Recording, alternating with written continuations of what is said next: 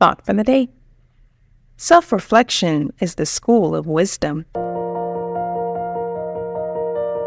Welcome to 7 Minutes for Yourself.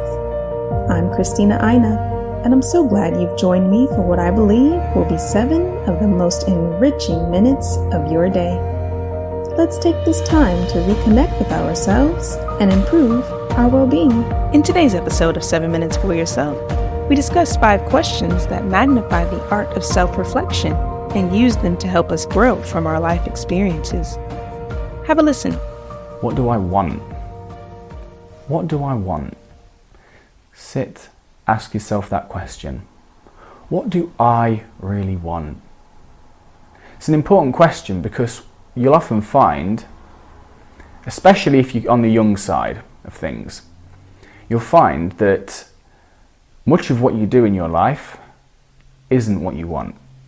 It's what other people want for you.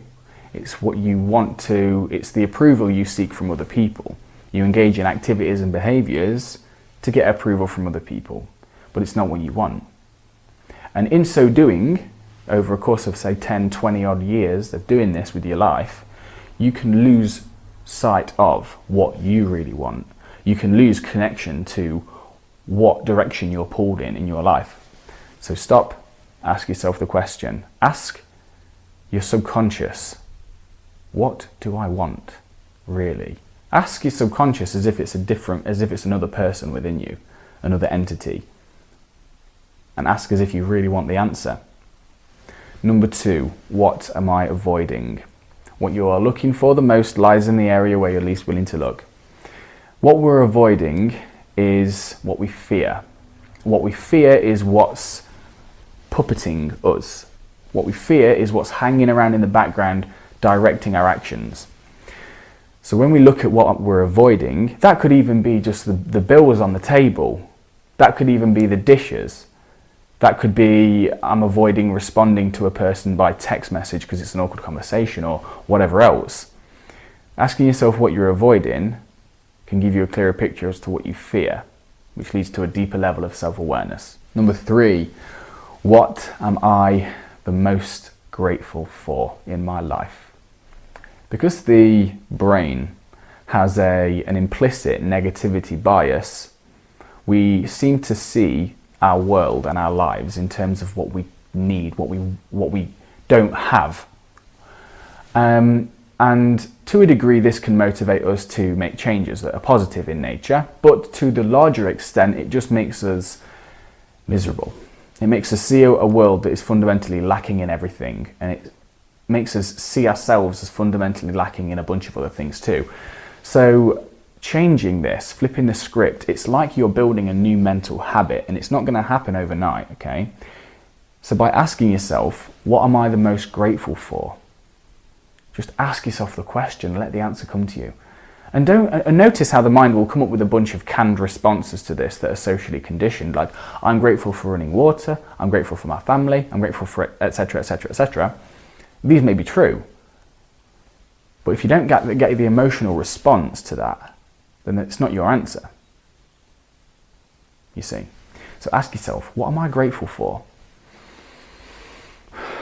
Breathe with it, feel it, let the answer emerge. Let the answer emerge as if someone else within you is answering the question. Number 4, what am I afraid of? It's a pretty straightforward question. What are you afraid of? There's certain things that you may not be doing with your life. There's certain things that certain paths you may not be taking because of fear itself. And the thing is about fears is that fears are like these things that are hanging around in the background that only seem to exist when you're looking in another direction. But when you turn around and look at the fear directly, oftentimes it just runs away. Because most fears, when you look to their root, you follow them to their nth degree, you follow them to the the extreme, what you find is they tend to unravel themselves. So by bringing conscious attention to your fears, they will lessen in degree. Or you can understand them better so you can confront them more effectively in your daily life. Either way, it's a good result. Number 5, what are my biggest strengths and flaws. So if you are self-loathing, if you have a self-loathing image of yourself, an image of yourself that's worthy of self-loathing in the sense that you don't like yourself very much, it means that you are focused primarily on your flaws and you don't have a conscious awareness of your strengths to balance these out, okay? So remember this, whenever you have a strength, there is a shadow flaw to it. There's a shadow weakness to that strength, okay? You can't have one without the other, all right? So if you think of yourself as fundamentally flawed in every conceivable way and there's nothing good about you, you're just not seeing the bigger picture. That's as simple as that. It's not that you are fundamentally flawed and have no strength. That's impossible, okay? That's literally impossible. But you're not seeing your strengths. You're not seeing your inherent qualities that are of a positive or creative nature. So becoming aware of both in sort of a yin-yang like fashion allows you to see the area, your limitations, which you'll always have. You'll always be imperfect. But it also allows you to have a greater conscious awareness of what you bring to the table and what you're truly capable of, okay? So those are the 5 questions. Let me quickly recap, okay? Number 1, what do I want? Number 2, what am I avoiding? Number 3, what am I the most grateful for? Number 4, what am I afraid of? And number 5, what are my biggest strengths and flaws? That concludes today's episode of 7 Minutes for Yourself. Please take a moment to rate and review the show on Apple Podcasts. Today and every day with your kiddo is a gift. Enjoy it. Thanks for tuning in.